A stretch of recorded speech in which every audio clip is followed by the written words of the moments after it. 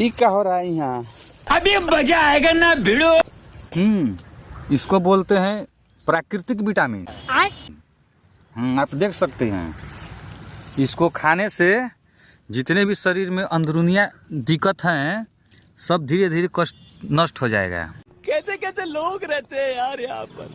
आप यहाँ दिखाइए हम लोग तोड़े हैं, दिखाइए इसको। थोड़ा कैमरा दूर कीजिए, इसको मुंह में अच्छे से डालकर खा लीजिएगा ना, एकदम अच्छा टेस्ट आएगा।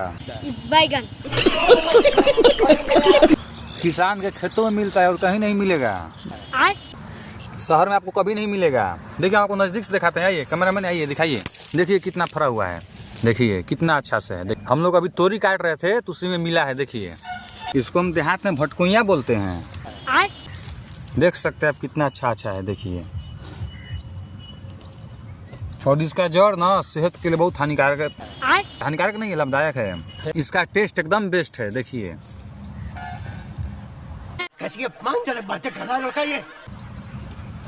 ठीक है, आप ट्राई कीजिएगा खोजने का।